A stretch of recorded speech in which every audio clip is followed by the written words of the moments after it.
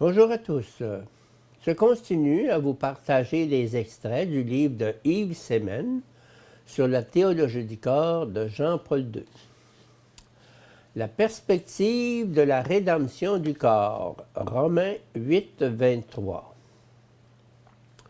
Lorsque le Christ, en se référant à l'origine, attire l'attention de ses interlocuteurs sur les paroles écrites en Genèse 2, 24, il leur ordonne, en un certain sens, de dépasser la frontière qui, dans le texte yaviste de la Genèse, sépare la première et la seconde situation de l'homme. Il n'approuve pas ce que Moïse a permis à cause de la dureté du cœur, et se réclame des paroles du premier commandement divin, qui, dans ce texte, est expressément lié à l'état d'innocence originelle de l'homme.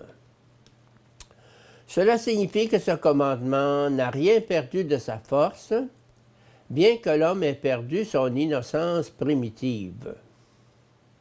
La réponse du Christ est décisive et sans équivoque. L'état de péché fait partie de l'homme historique. Cependant, en tout homme, sans aucune exception, cet état, l'état historique, plonge profondément ses racines dans sa préhistoire théologique, qui est l'état d'innocence originelle. Il est impossible de comprendre l'état de péccabilité historique sans se référer et en appeler, comme le fait le Christ, à l'état d'originelle, en un certain sens préhistorique et fondamentale innocence.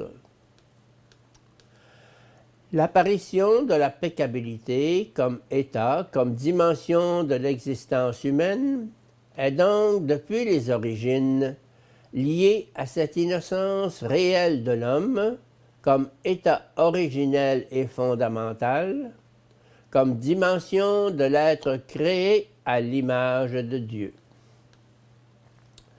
L'homme historique est donc, pour ainsi dire, enraciné dans sa préhistoire théologique révélée. Si ce péché signifie dans chaque homme historique un état de grâce perdu, alors il comporte aussi une référence à cette grâce qui était précisément la grâce de l'innocence originelle. Aux paroles qu'il a prononcées de sa propre bouche, nous avons le droit d'attribuer en même temps toute l'éloquence du mystère de la rédemption. Nous sommes les témoins du moment où l'homme, homme et femme, après avoir rompu l'alliance originelle avec son Créateur, reçoit la première promesse de rédemption avec les paroles de ce qu'on appelle le proto-évangile en Genèse 3,15 et commence à vivre dans la perspective théologique de la rédemption. Il n'est donc pas purement et simplement fermé à l'innocence originelle à cause de sa péccabilité, mais il est aussi et en même temps ouvert au mystère de la rédemption accompli dans le Christ et par le Christ. Paul, l'auteur de la lettre aux Romains, exprime cette perspective de la rédemption dans laquelle vit l'homme historique lorsqu'il écrit « Nous-mêmes, qui possédons les prémices de l'Esprit, nous gémissons nous aussi intérieurement en attendant la rédemption de notre corps. » Romains 8, 23. C'est précisément cette perspective de la rédemption du corps qui garantit la continuité et l'unité entre l'état héréditaire de péché de l'homme et son innocence originelle, bien que cette innocence, il l'ait historiquement perdue de manière irrémédiable. Il est également évident que le Christ a, plus que tout autre, le droit de répondre à la question qui lui a été posée par les docteurs de la loi et de l'Alliance. comme nous le lisons en Matthieu 19 et en Marc 10, en se situant dans la perspective de la rédemption sur laquelle repose l'alliance elle-même.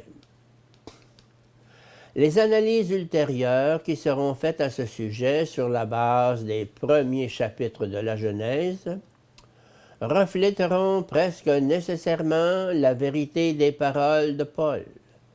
Nous-mêmes, qui possédons les prémices de l'Esprit, nous gémissons nous aussi intérieurement en attendant la rédemption de notre corps.